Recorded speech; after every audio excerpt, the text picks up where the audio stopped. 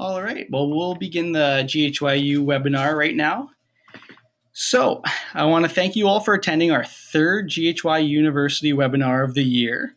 After the presentation, as always, we'll be sending out a copy of the presentation slide deck, the recording of this webinar, and a bonus slide deck on how to fill out a NAFTA, along with a short survey to help better your GHY University experience for next year. So, being the marketing and communications coordinator, I have to promote this.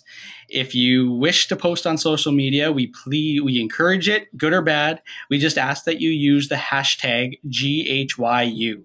So, a few housekeeping rules before we begin. This event will be recorded, like I said. Both the recording and the presentation slide deck will be made available after the webinar. You'll be receiving follow-up emails with the links. You all are in listen-only mode for the webinar. If you have a question, please use the Ask a Question function on your GoToWebinar panel. All questions will be addressed at the end of the presentation. Unless I'm noticing a common reoccurring question, we'll stop the webinar and I'll have Darcy address it for you. So if you're experiencing any technical difficulties, please use the chat function on your GoToWebinar panel. Or if you're being booted off the webinar or something, just email me directly at justin@ghy.com. Perfect. So this course will provide an understanding of the NAFTA agreement and how to apply the rules of origin. In addition, we will look at the potential risks and the compliance requirements. So today's GHYU webinar will be presented by our own Canadian Operations Manager, Darcy Calder. Darcy Calder is both a certified trade compliance specialist and a certified customs specialist with over 20 years of experience in cross-border trade facilitation and relationship management. In addition, Darcy is also a CITT Certified Logistics Professional, or a CCLP. In Darcy's career, he has held roles that have given him a broad perspective of understanding across multiple industry sectors, including automotive manufacturing, agriculture, food and produce, retail, etc. So without any further ado, allow me now to pass it over to Darcy. Well, thank you, and good morning and good afternoon to everyone, depending on where you are joining us from today. I'm glad that you have decided to spend the next little while as we will learn and understand and unpack more about NAFTA, how to ensure that your company is utilizing it and applying it correctly. So the agenda that we're going to follow this morning, or follow today, will be as this. We'll get a bit of an overview and historical context of NAFTA. We'll look at the rules and administration and how to apply the NAFTA agreement, understand what your obligations are as an importer and exporter, and finally, we will touch on what the implications are for non-compliance. So a bit of a history and overview of where NAFTA came from and where it's kind of going into the future. NAFTA, or the North American Free Trade Agreement, has its beginnings rooted in the original Canada-US Free Trade Agreement that came into force back in 1989. 4 years later, Mexico joined, thus creating the NAFTA agreement. Now, the purpose behind the Free Trade Agreement was to reduce trade barriers and tariff, and effectively, basically to eliminate duties unpayable on most goods crossing between those three countries. In addition, it was designed to expand trade between all the territories, that being Canada, US, and Mexico, and to loosen the chains of trade to allow for a freer flow of goods and services between the three countries. Now the question is, how effective has this been? Well, I think it's been fairly effective. And in the recent stats of 2012, three-way trade between Canada, US, and Mexico equaled roughly $1.2 trillion. That's more than tripled from 1993, where the total was $288 billion. As well, the combined GDP has also increased from $7.7 trillion in 1993 to 2012 totals of $19.2 trillion. So thus you can see NAFTA has an extremely positive impact upon the economies of all three countries.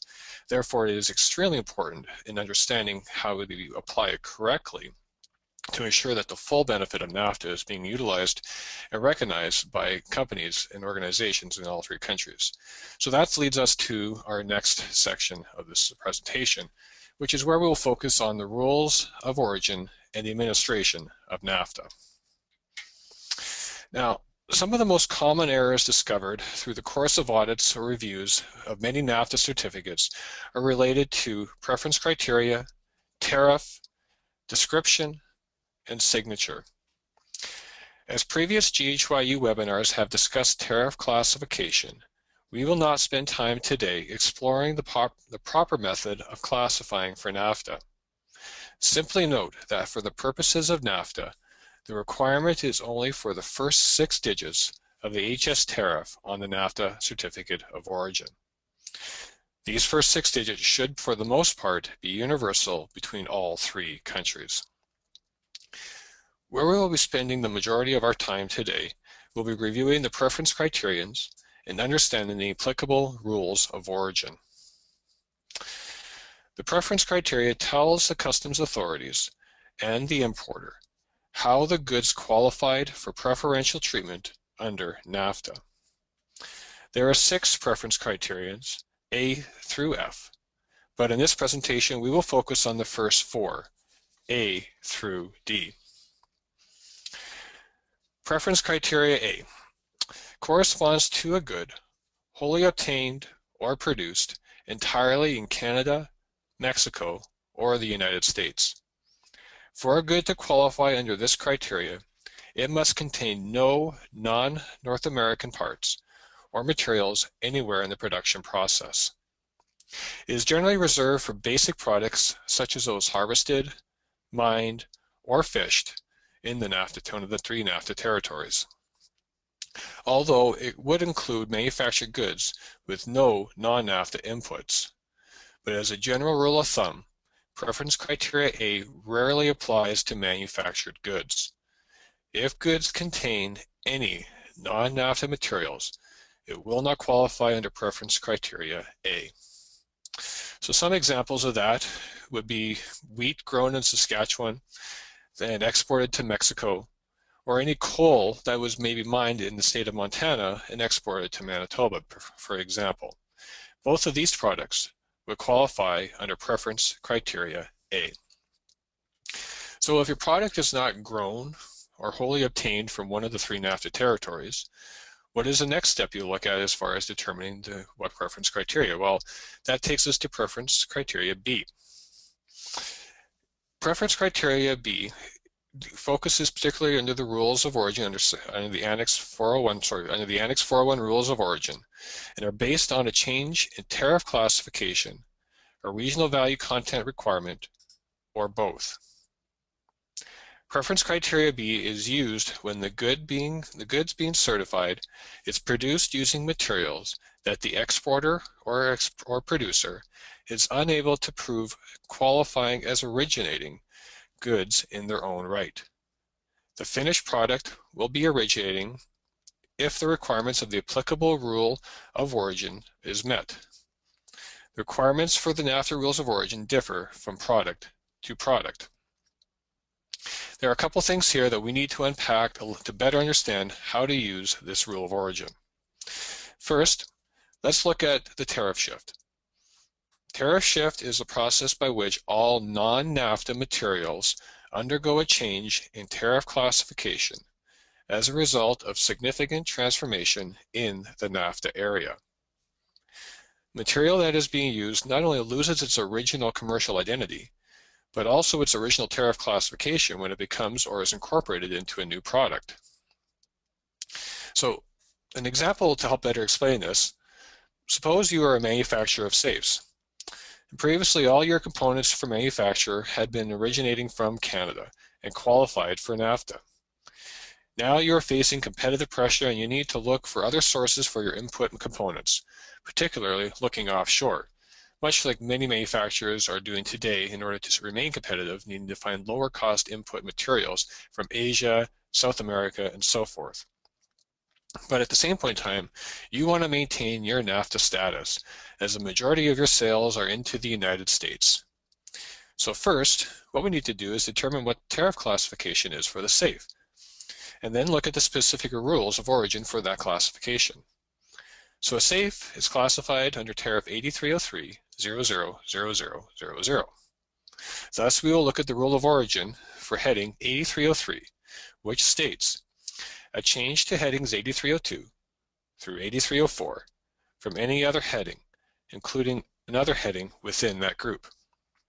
What that means is that any components used to manufacture the safe that are classified under a heading other than 8302 to 8304 will qualify the product for NAFTA. Now we must look at the material that will be considered non-originating, coming from a source other than Canada, US, or Mexico, to determine their tariff classification. So for this example, we will state that the following items are being sourced from non-NAFTA countries: the gauges, the iron and steel fittings, the plastic lining, and the steel for the cabinet. So in this case, or the example, the gauges we'll find are classified under Chapter 90.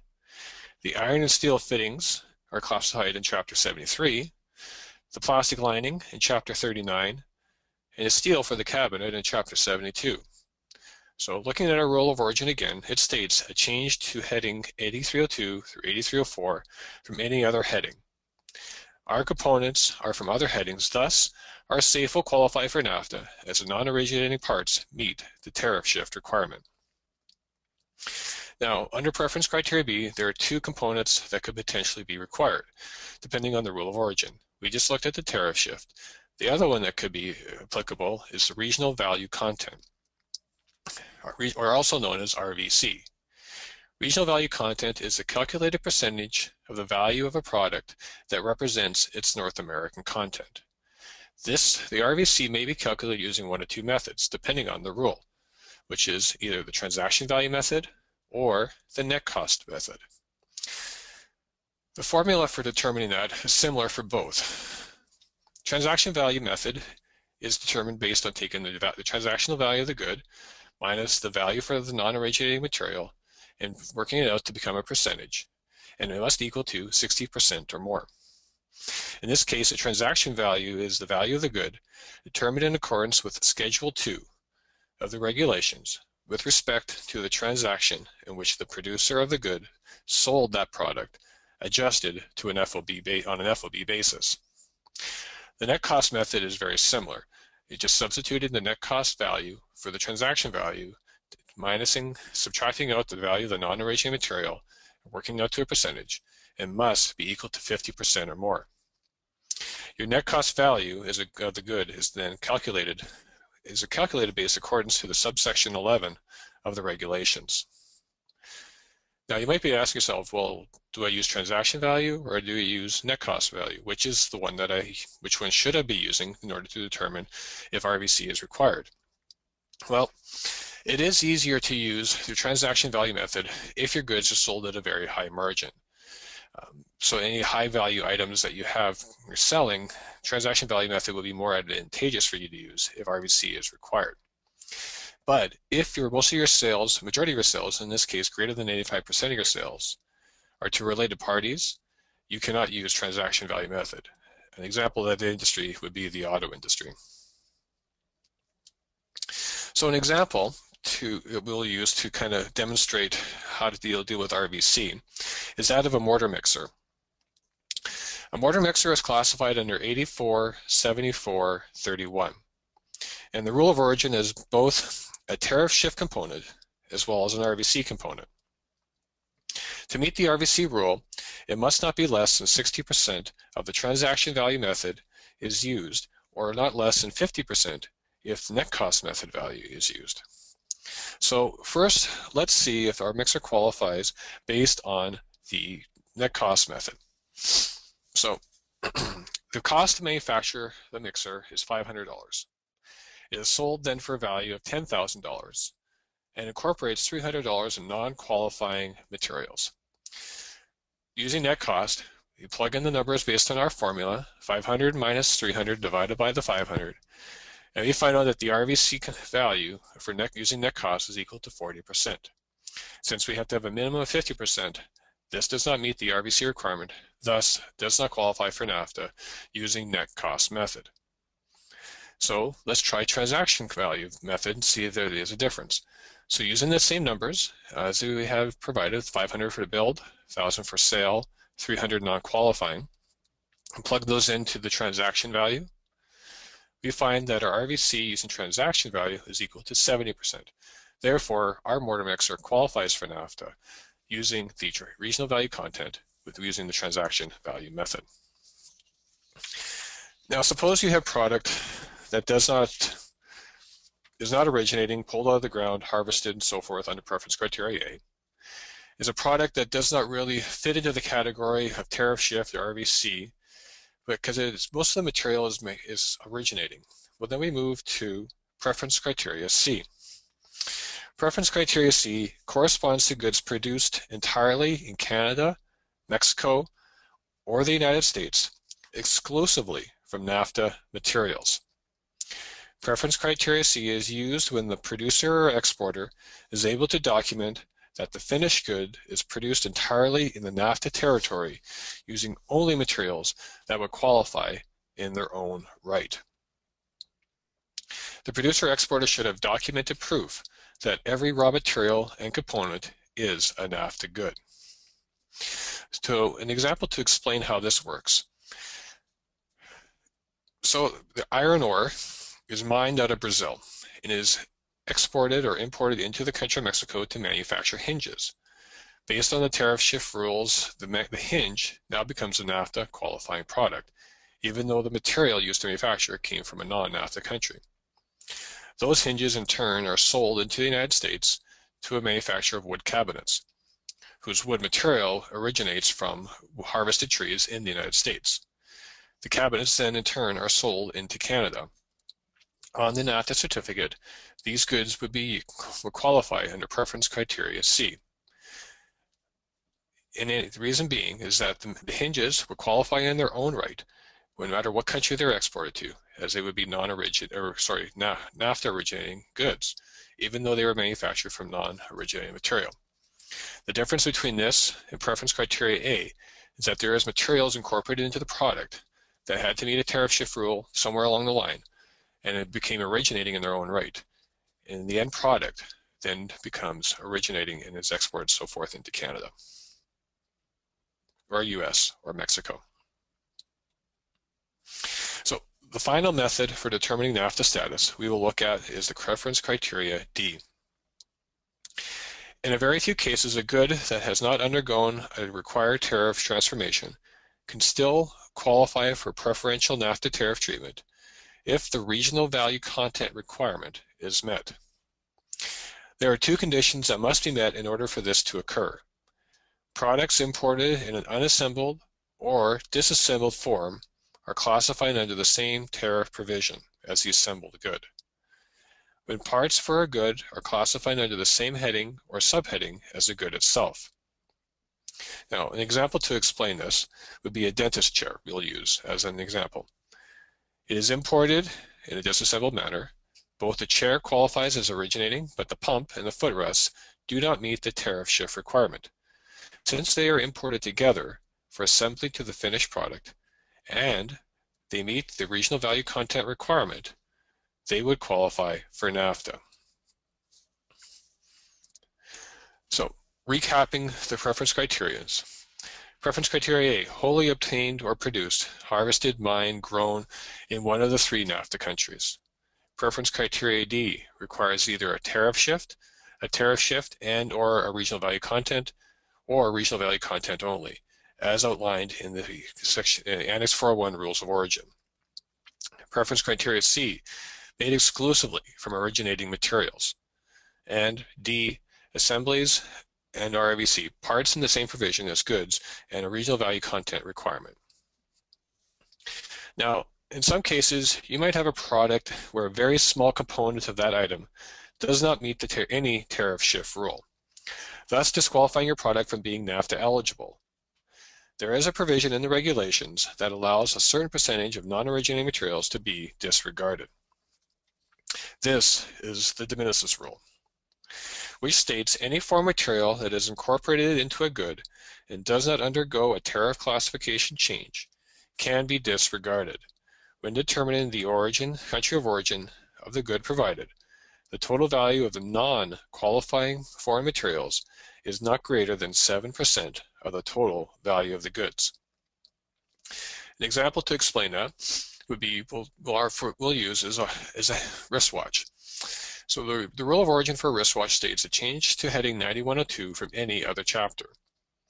The materials that are used to incorporate into the manufacture of the watch include a strap, watch movements, a case, and of those three items, the strap is considered non-originating as it comes from Taiwan. So the strap is classified under 911390, the watch movements under 910891, and the originating case watch case under 911210. The finished watch is classified under 910211. And as stated, the rule of origin for 9102 is a change from any other chapter. Since all components used in the manufacture of the watch are in the same chapter, the non-originating material does not meet the tariff shift rule. Now, because the strap is only worth $1 and the total value of the watch is 20, the percentage of the strap is less than the 7% value. Therefore, the strap can be disregarded and the watch would then qualify under the de minimis rule. So you've done your homework, you've determined your products qualify for NAFTA. The next step is to ensure that you have a solid audit trail to withstand a customs audit. This should include a list of bills of material, what products were used to manufacture, where did you source those goods from. Also ensure that you have support documents from your suppliers for any NAFTA qualifying products that they sell you. Supporting documents to substantiate your tariff classification of your finished product, the rules of origin for your finished product, and support analysis for any regional value content calculations or tariff shift. Also, any rules from customs authorities for the tariff that you've used under NAFTA. And finally, any internal documents explaining work completed or assumptions made. So you've determined your you determined your preference criteria, you determined your goods qualify for NAFTA, you've built your audit trail, now you're ready to actually complete your certificate of origin. The certificate of origin should be completed by an authorized person within your organization with knowledge and understanding of the product and its qualifying status. There is a uniform document that must be used and can be completed in either English, French, or Spanish.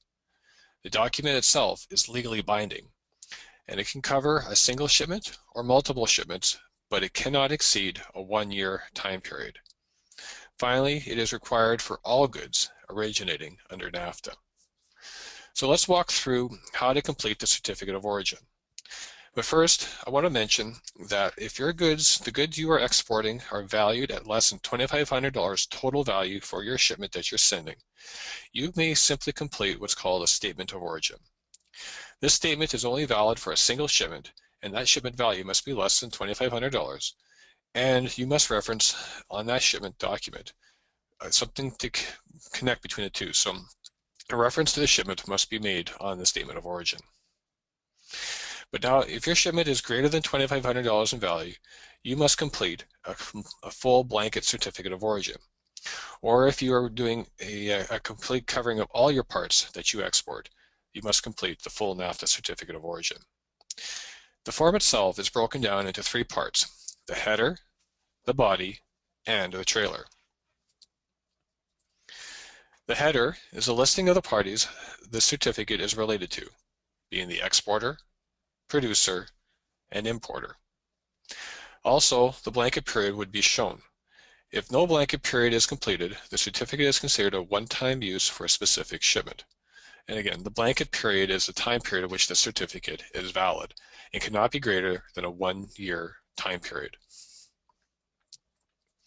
The body of the certificate contains fields 5 through 10, which includes description, and it must be a full and accurate description. It can include part numbers, but does not have to include part numbers. An HS tariff classification, and again, as stated at the beginning of the presentation, the tariff classification would be to the first 6 digits. Your preference criteria, rules of origin as we had just discussed, A through F. Field 8 is the producer field. And here you have one of 4 options. If you are the producer of the goods, then yes, you would be your answer in this field. If you are not the producer, you'll have one of 3 options, no 1, 2, or 3. No 1 is being based on your knowledge the goods qualify for NAFTA. You do not have any supporting documents to substantiate it, just your knowledge that the goods qualify. 2 is the reliance on the producer providing some form of documentation or letter stating that the goods qualify. And 3 is that you actually have a certificate of origin on file from the producer. Field 9 is a net cost field. This is related to whether or not if your goods had an RVC, or regional value content component. If you did have an RVC component that you needed to calculate it, and net cost method was used, NC would be indicated in field 9. If transaction value method was used, or there was no RVC component required, no would be what you would indicate in that field. And of course, field 10, country of origin, is self-explanatory. Finally, the trailer of the certificate is the information validating who is filling out this information, who's validating the information is accurate. And again, I would stress at this point in time to ensure that the person who's signing it and completing it is someone who has authority or knowledge within your organization to these goods qualifying for NAFTA. Many cases have occurred where individuals within an organization have completed or signed off on NAFTA certificates of origin without fully understanding what they were completing, and thus an audit had occurred by the customs authority and finding out that the goods did not qualify for NAFTA, and the importers were thus then subject to paying duties on products going forward. That being said, we will move into our risk and compliance section of the presentation. Now, you've done all your due diligence, and you verified all your data, and now you have issued your NAFTA certificate for your goods. You are exporting to either one of the 3 NAFTA countries. Does your obligations end here? What must your customers who are receiving your products be aware of? If you're an importer, you need to be aware of the following. If you are claiming NAFTA for goods imported from Canada, US, or Mexico, you must be in possession of a valid certificate of origin to support your claim. Claiming NAFTA without a certificate is only asking for trouble from the customs authorities. If CBSA or CBP asks for copies of the certificates, you must be able to provide them with it. Failure to do so will result in duties having to be paid and penalties being levied. For any items where NAFTA has not been claimed and a certificate of origin has been issued by the exporter at a later date, you have the ability to go back and claim NAFTA on past imports, but only for 1 year period or less from the time the goods were imported. Now, as a sidebar here, I would like to point out that even though many tariffs have been made duty-free, many items have been made duty-free into Canada and the United States from all countries under the most favored nations tariff treatment, if a NAFTA certificate has been provided by your exporter or supplier, the best practice is to claim NAFTA. The reason being that if at a later date the customs authorities come back and decide to change the tariff classification on one of the items that was where NAFTA had not been claimed, and it makes the item now dutiable, and you have never claimed NAFTA on that item, you will not be obligated to pay. You will be obligated to pay duties on any entries greater than 1 year old. In addition to that, for imports into the United States, if a NAFTA certificate has been provided, claiming NAFTA at time of import avoids having to pay the merchandising processing fee. If you are an exporter, you have obligations as well. As mentioned earlier, having a solid audit trail is key. You must be able to demonstrate to the customs authorities during the course of an audit or verification that your claim for NAFTA is in fact true. From time to time, customs will scrutinize certificates of origin and will go back to the exporter to seek more information.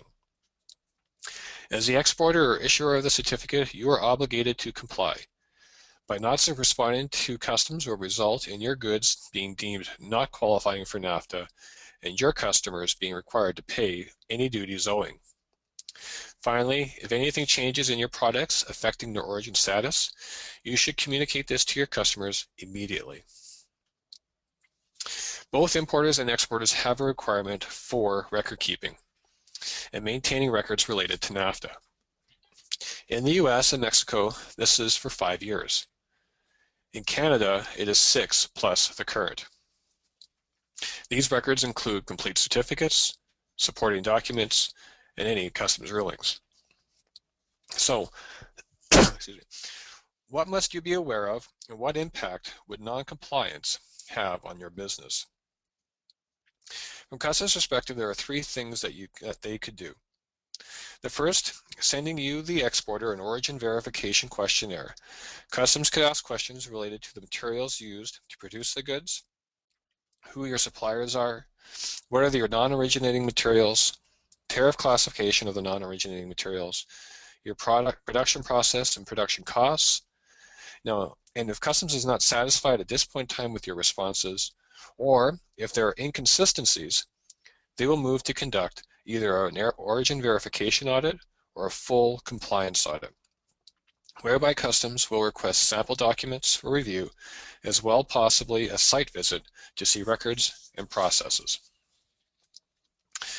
As an importer, you need to be aware that your exporters and suppliers understand that when they are contacted by customs to conduct a questionnaire or an audit, that they need to comply. Failure to do so will result in loss of NAFTA benefit, potential penalties, negative impacts on your profile, and a loss of competitive edge. Now, each country has their own penalties and enforcement structure for NAFTA. In Canada, this is done so under the Administrative Monetary Penalty System, also known as AMPS. In the US, there are penalties in place for negligence, gross negligence, and fraud. One way to protect yourself is through strong supplier relationships. Know who you are buying from and their purchasing and sourcing practices. Require that they respond to information requests from the customs administrations. And finally, stipulate that any costs arising from the use of improper, negligent certificates will be the responsibility of the party who signed the NAFTA certificate. So in summary, understand the rules of origins for your products. Know how the products qualify for NAFTA. If you are issuing a certificate, have a complete listing and assurance of how you came to that conclusion. Ensure that your certificates are completed accurately and that they are signed off by an authority within your organization who understands what they are completing. Build a strong audit trail. Know that you have all your I's dotted and T's crossed, so when customs comes, you'll be able to show them exactly how the goods or how you arrived at your assumptions. Comply fully with customs when the requests come for origin verifications and so forth. And finally, build strong supplier relationships. Know who you're buying your goods from. Ensure that they understand how and why their goods qualify when they are making a claim for NAFTA. With that, I thank you, and I will open up for questions.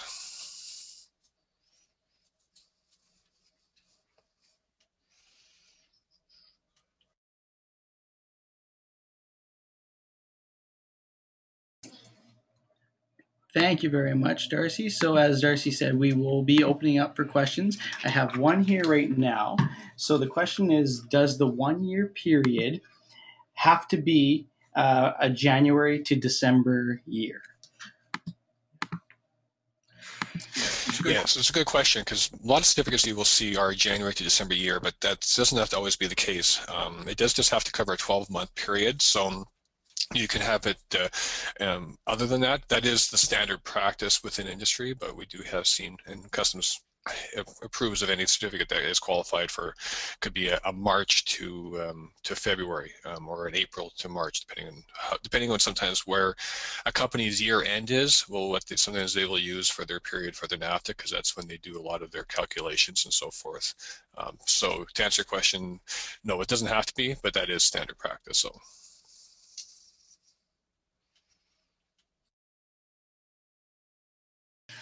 All right. We'll wait a little bit here for any other questions to come through. That's a reminder, use the ask a question function on the side of your panel just to type whatever you have here. Oh, we have one more question come through. So this question states, we process nuts for a vendor, raw nuts from Hawaii, salted in the US. Vendor requires documentation of machinery layout plan, access to employee records, etc. Isn't that a bit much?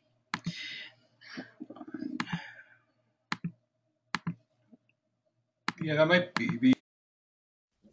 Yeah, that might be a bit much. I'm not sure exactly why they would be looking for all that information necessarily. Obviously, if they're wanting to know your process as to why, um, you know, uh, what you're doing with far as that's what you're doing with it. Some of those costs might be related or built into it. Again, I would have to look at if it was specific to the rule of origin. Maybe there's something within that. If it's an RVC component, I'm not sure exactly. But some of that might be related to, again, just wanting to understand how your costing it goes into that, maybe more so than what the NAFTA is related to. But specifically from a NAFTA standpoint, they just need to demonstrate that, what work was done, what input costs were gone into that, if there had been any, and if there was any shift or anything like that was required. So we need to unpack that a little bit further, but it is an interesting question, though.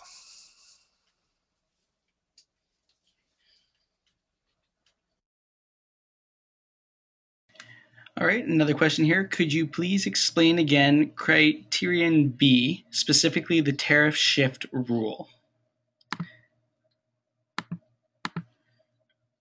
Sure. Sure. Okay.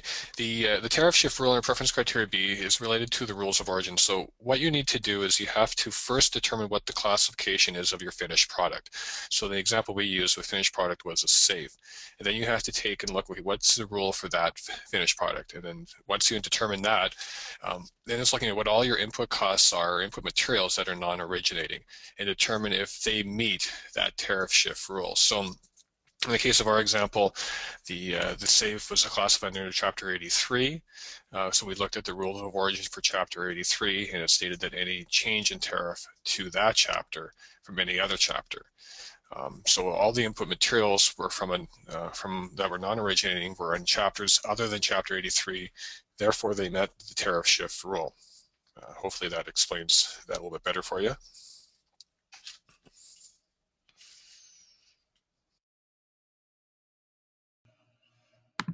Okay. Is there an exact location on the web to find the rules of origin for each chapter?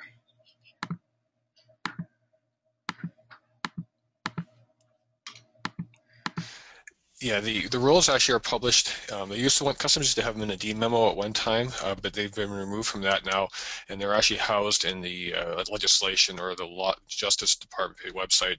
And when we send this out, we can definitely provide a link to where that can be found. So.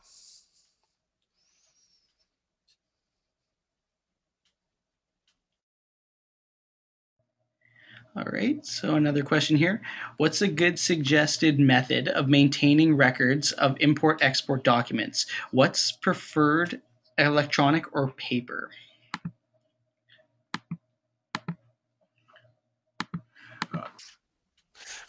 Either method is fine, as long as you can retrieve them is what customs is basically going to look for. So I know many organizations have gone to electronic documents, and that's perfectly okay, scanning it and storing it in a document fashion. Electronic fashion, as long as they are retrievable and can be provided to customs at time of request.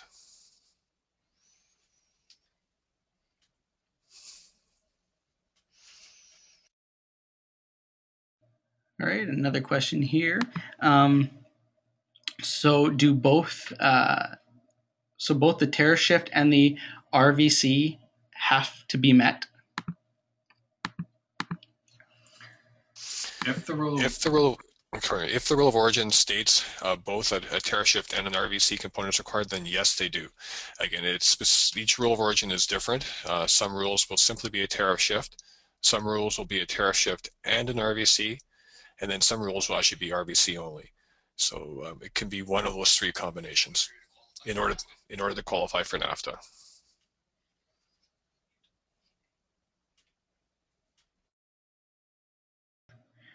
All right. I believe those are all the questions we have here. If we didn't address anything directly for you, or if you have further questions, please feel free to contact Darcy Calder directly.